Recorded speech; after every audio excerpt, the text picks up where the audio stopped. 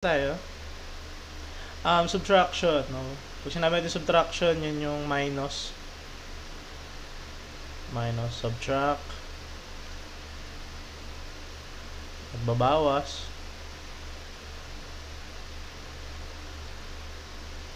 Babawas, no? And then, ano pa ba? Decrease. No? Decrease, ibig sabihin, bumaba. Ano pa ba? Less, no? Nagbawas, no? Okay. So, meron tayo ditong part ng subtraction. Ano yun? So, basahin muna natin. 13 minus 4 equals 9. Thank you sa mga nagla-like, ano sa atin, no? Nagpa-follow and bibigay ng gifts. Thank you very much. Appreciate po natin lahat yan. And then, minuend, yung tawag natin dito sa minus-minusan. Okay? Tatanggalin natin yung mga okay. Yan. So minuend yung ating maminusan, tapos ito naman yung ating subtraction sign, and meron naman tayong yan. Sabi dito ng isa lo, ano daw, bobo daw, ay mawawala ka na, mabablock ka. Yes, pwede mag-help, okay? Then subtract minus, yung ipinang ma-minus natin, tawag natin dyan is subtrahend. And then, ito naman yung equal sign, tapos ito naman yung ating difference. No? Ito yung tawag natin na sagot. Okay? So, tawag dyan, bali, minuend, yung minaminusan, tapos ito naman tawag natin yung subtraction sign, ito naman yung ating subtrahend. Okay? And then, equal sign, and then difference. Okay? So, sinabi natin equal sign, itong nandito sa right side, no? Ito, nasa right side ay kapareho daw ng nasa left side. No? 13 minus 4 equals 9. Okay? Let's start. No? Subtraction magagamit natin. Sa grade 9, sir, patulong. Yes, pwede nyo, pwede kayo mag-suggestion, maglagay ng suggestion natin. No? Okay. So, ito yung importante dito. Kailangan marunong tayo mag-minus ng 1 digit pa lang. No? Mga kids natin. So, 5 minus 3, no? 5 minus 3 equals 2. No? And then 9 minus 6, kailangan lang kagaya ng sa may iaayos natin siya, no? Dito sa problem natin medyo nagilid, ano? Okay.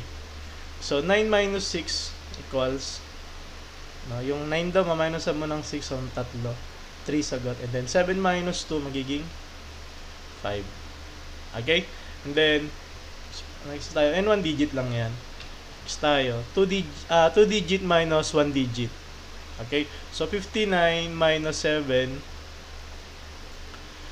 So, kailangan, ganun pa din, no? Ihihilera natin yung ones digit, tsaka itong ones digit, since isa lang naman siya, no? 59 minus 7, ito, ma-minus mo dito, no? So, 9 minus 7 is equals to 2, is equal to 2, and then 5 minus, wala naman siya ditong tens digit, and then magiging 5 na lang. So, thank you sa nag-follow sa atin, Sir Edwin, no?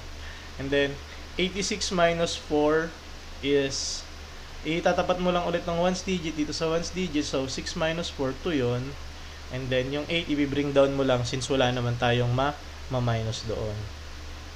Okay, next. 73 minus 52. Ito, itapat mo ulit itong ones digit sa ones digit. No? So, 3 minus 2, 1. And then, 7 minus 5 is 2.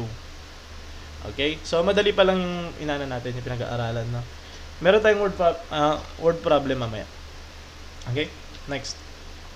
So, 2 digit minus 2 digit. Pag ganito, itatapat mo yung ones digit sa ones digit, no? Ito, dito. And then, ito, dito, sa tens digit, no? So, dito muna tayo. 5 minus 1, yun ay 4. Okay? Sabi, encourage your viewers to share. Pa-share na rin daw na ating live, no? So, 5 minus 1, magiging 4. And then, 3 minus 1, yun ay magiging 2. Okay? Next.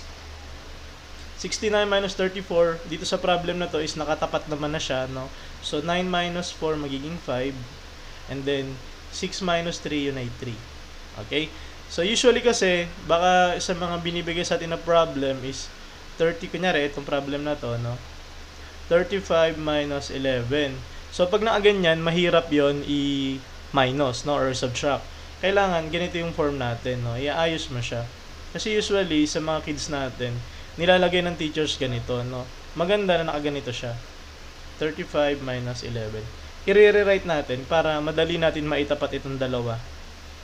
Okay? Next, 77. Kagaya nito, medyo hindi siya nakapantay.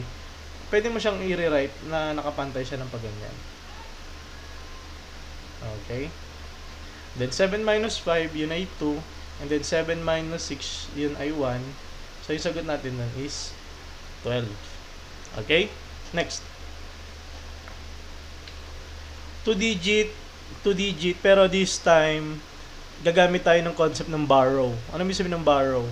Halimbawa dito, tinan nyo, 53 minus 37, yun ay dito sa ones digit, pag itinapat mo to dito, 7 minus 3, kulang, hindi aabot. So ang gagawin natin, yung concept dito ng borrow, ito yung isa sa mga pinaka-importante dito, yung borrow. No, borrow, ibig sabihin, hindi niya kaya yung 7. So, gagawin mo, magbaborrow ka. So, ito, madadagdagan siya ng 10, so magiging 13 na siya. Okay? So, 13 minus 7, pwede na. Kaya na. No? So, 13 minus 7, yun ay 6. Okay? And then, 4 minus 3, kasi 4 na siya ngayon, kanina 5, ngayon magiging 3 na lang. So, magiging 1 na lang siya. Okay? And then, 68 minus 49, so, same concept, kailangan natin ng concept ng borrow. No, 8 minus 9, hindi pwede, hindi kaya ni 8, no? Tayo makakuha. So, gagawin natin, ibaborrow natin, no? Magiging 5 na lang to, dito ka magbaborrow sa kasunod niya, sa tens digit, and then magiging 18 na. So, 18